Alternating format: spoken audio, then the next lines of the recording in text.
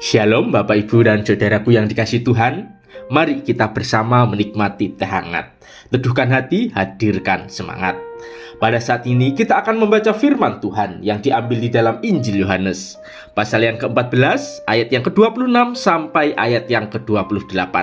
Namun kita akan membacanya hanya pada ayat yang ke-26 saja. Demikianlah firman Tuhan.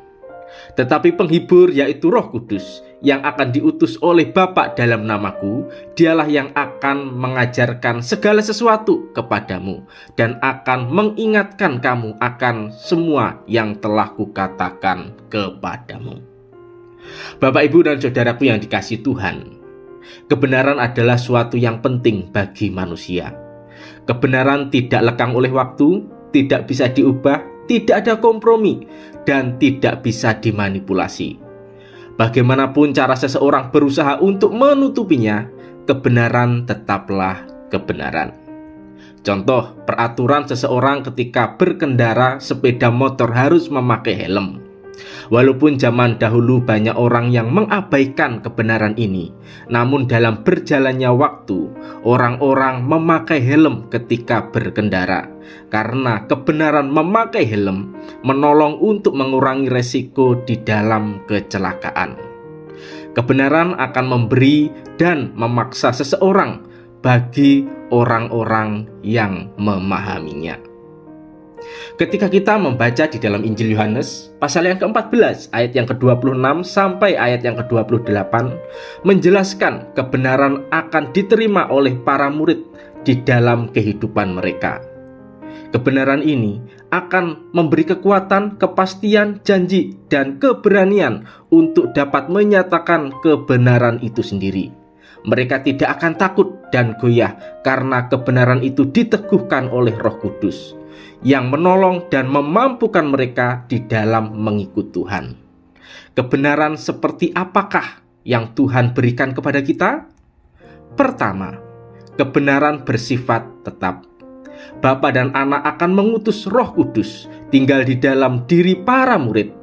Roh Kudus akan mengajarkan kebenaran firman dan mengingatkan tentang Yesus untuk diberitakan kepada banyak orang, sehingga orang-orang yang belum percaya boleh percaya dan mendapatkan berkat keselamatan. Kedua, kebenaran memberi damai sejahtera. Kebenaran akan membawa damai sejahtera yang tidak ditawarkan oleh dunia. Walaupun banyak orang menolaknya, kebenaran tentang Yesus yang memberi kepastian keselamatan tidak akan pudar dan memberikan ketenangan bagi orang yang percaya di dalam kesulitan dan mara bahaya.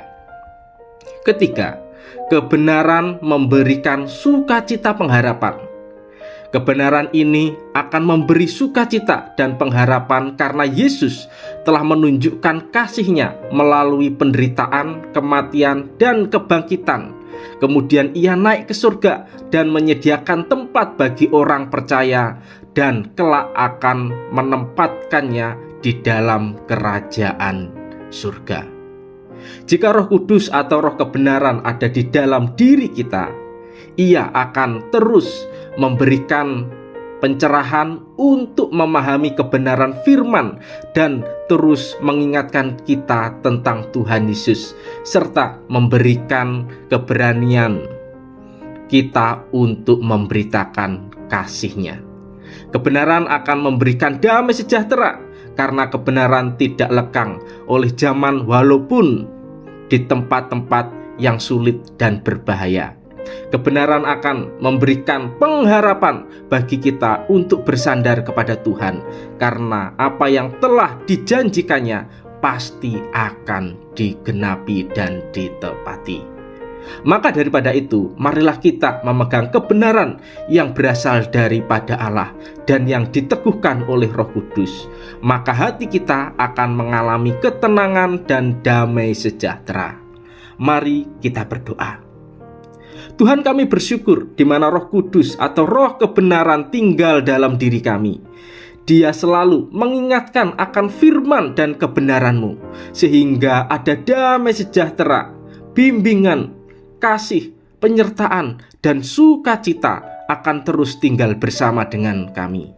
Ajarkan kami untuk memberitakan kebenaran-Mu sehingga banyak orang mendapatkan Injil, pengharapan, dan kepastian keselamatan, sehingga mereka mengalami sukacita. Di dalam nama Tuhan Yesus kami sudah berdoa. Amin.